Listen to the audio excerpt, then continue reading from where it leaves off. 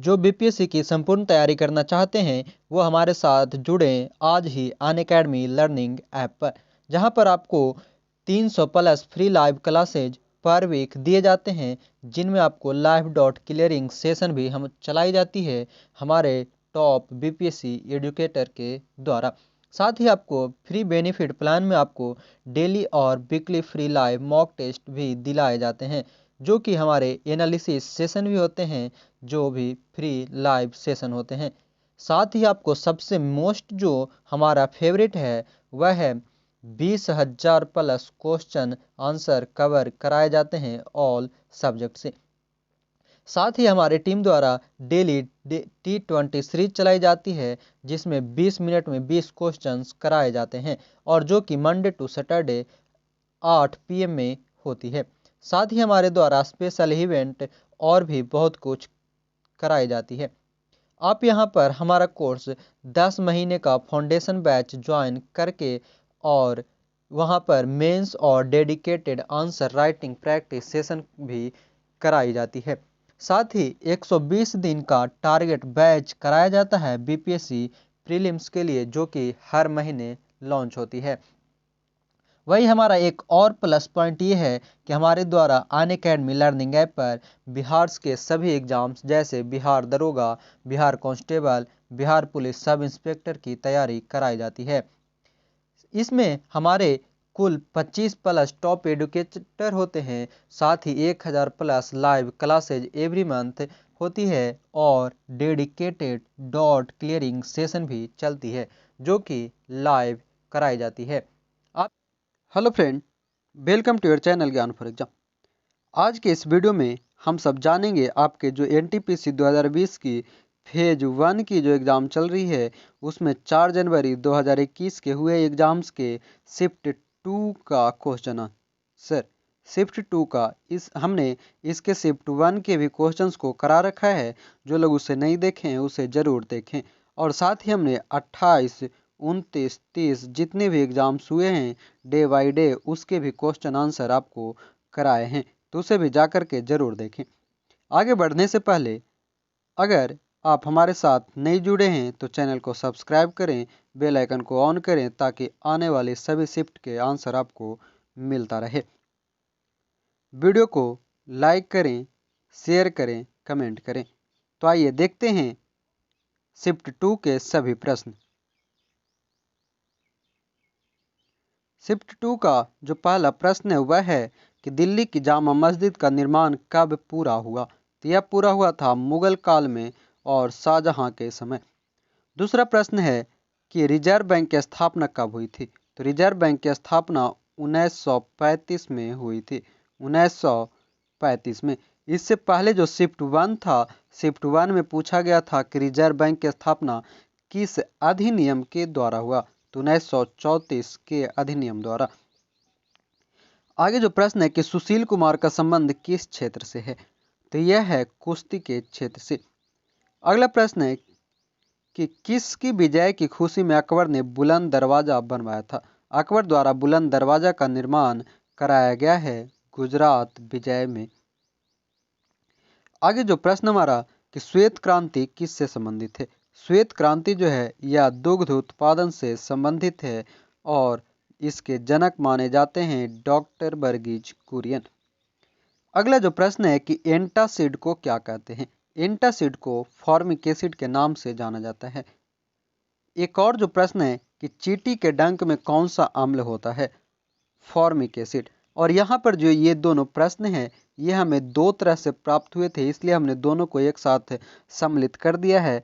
किन्हीं का जो था वो था कि एंटासिड को क्या कहते हैं और एक था कि फॉर्मिक एसिड किस में पाया जाता है, ऐसा आपके कमेंट्स थे। तो इस कारण से हमने दोनों को शामिल कर दिया है।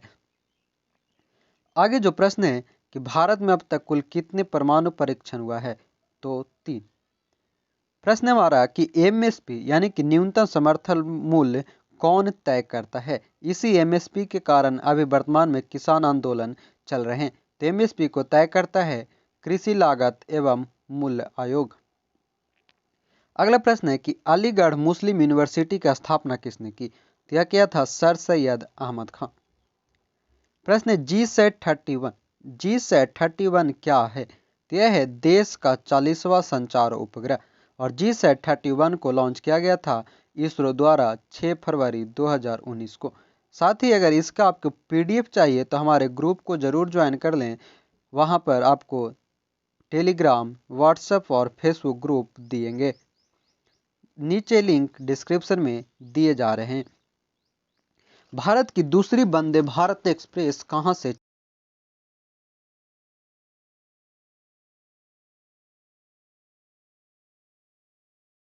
कहाँ है? तो यह है न्यूयॉर्क, अमेरिका में। प्रश्न हमारा कि भारत में पहली ट्रेन कब चली? तो यह चली थी 16 अप्रैल 1853 को। आप हमें कमेंट करके बताएंगे कि भारत में पहली ट्रेन कहाँ से कहाँ तक चली थी, कहाँ से कहाँ तक चली थी। प्रश्न की स्वच्छ सर्वेक्षण 2020 का सबसे स्वच्छ शहर कौन बना है?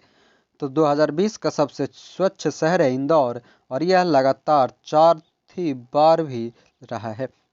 प्रश्न हमारा कि गांधी स्मृति दर्शन का गठन कब हुआ? तो यह हुआ था 1984 में। आगे जो प्रश्न है कि पंडित रमाबाई किस भाषा की महान विदुषी थी? रमाबाई जो है यह संस्कृत के महान विदुषी थी, जिन्हें कि देश की पहली फेमिनिस्ट भी कहा जाता है।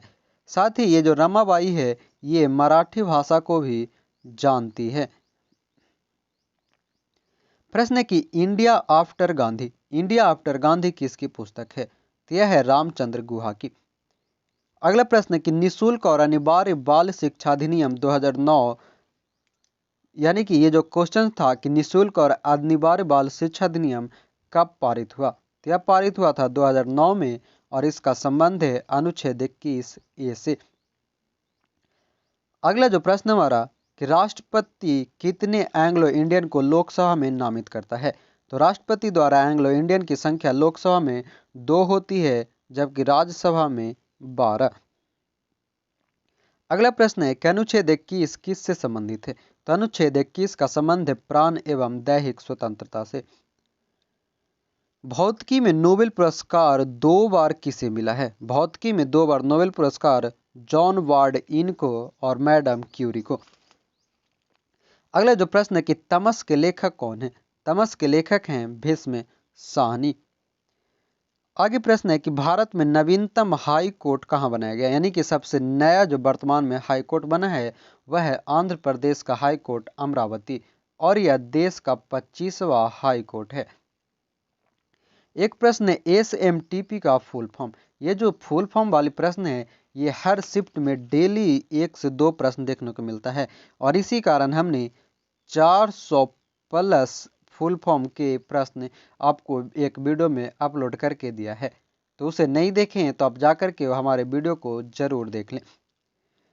तो SMTP का मतलब होता है सिंपल मेल ट्रांसफर प्रोटोकॉल। एक और प्रश्न पूछा गया कि ISP का फुल फॉर्म क्या होता है? ISP का फुल फॉर्म होता है इंटरनेट सर्विस प्रोवाइडर। अगला जो प्रश्न है कि 8वीं अनुसूची में कितनी भाषा है? 8वीं अनुसूची में कुल 22 भाषा को शामिल किया गया है। और 9 डॉट्स अवार्ड 2019 किसे मिला? तो यह मुंबई की एनी जैदी को दिया गया है 9 डॉट्स अवार्ड। अगला प्रश्न है कि ब्लूटूथ की खोज किसने की है? तो ब्लूटूथ की खोज डॉक्टर जॉब हॉटसन ने किया है 1994 ईस्वी में। और एक और आखिरी प्रश्न है कि विधवा पुनर्विवाह अधिनियम कब लागू हुआ था? तो यह लागू हुआ था 1856 में और इसके प्रयास में थे ईश्वर चंद्र विद्यासागर। साथ ही आप हमें कमेंट करके बताएंगे कि विधवा पुनर्विवाह अधिनियम किस गवर्नर के शासन काल में लागू हुआ था। तो ये थे आपके शिफ्ट 2 के सभी महत्वपूर्ण जो प्रश्न हमें प्राप्त हुए, वो 30 महत्वपूर्ण प्रश्न। आशा करते हैं आपके यही प्रश्न होंगे और जो आगे देने जाएंगे एग्जाम वो भी हमें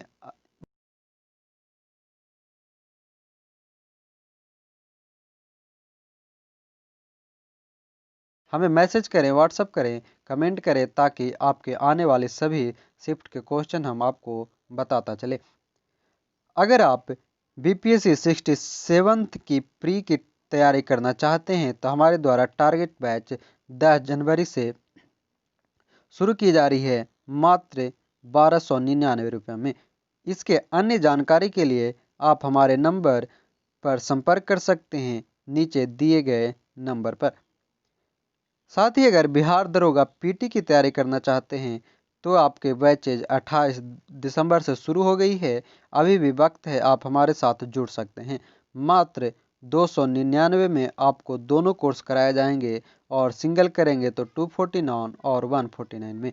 अधिक जानकारी के लिए हमारे इस नंबर पे संपर्क करें 7654957719। तो आशा करते हैं आप ज़रूर हमारे साथ जुड़ेंगे और इसके पीडीएफ के लिए आप हमें टेलीग्राम को ज़रूर ज्वाइन करें। तो इसी के साथ जय हिंद, धन्यवाद।